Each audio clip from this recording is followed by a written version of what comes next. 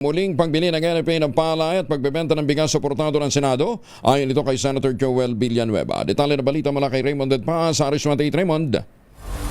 Parehong makikinabang ang mga magsasaka at consumers kung ibalik ang kapangyarihan ng National Food Authority na bumili ng palay at magbenta ng bigas. Ito ang paniniwala ni Senador Joel Villanueva kasunod ng pahayag ni Pangulong Bongbong Marcos na ibalik ang regulatory functions ng NFA. Ayon kay Villanueva, mabibigyan ng proteksyon ng mga magsasaka kapag NFA nang bibili sa kanilang palay dahil umaaray ng mga ito sa napakababang farm gate price nito at wala na silang kita. Samantalang makatutulong sa pagpapababa ng presyo ng bigas sa merkado kung magbibenta na din ang NFA.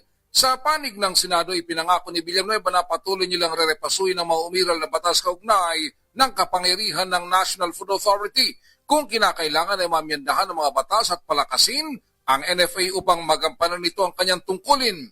Natanggal ang kapangyarihan ng NFA na bumili ng palay at magbenta ng mas murang bigas dahil sa rice tarification law na isinulong ni Senador Cynthia Villar. Narito si Senador Joel Villanueva. It appears na hindi effectively being felt by our farmers yung ginagawa ng NFA. I just came from San Rafael, Bulacan yesterday. I spoke with some farmers there.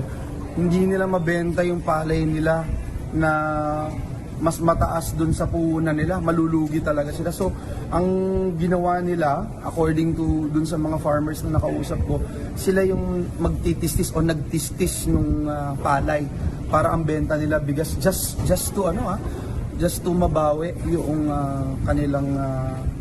kanilang puhunan. So hindi naging effective yung rice tarification law, yung pangako? On the part of the role of NFA, I would say yes, may problema doon.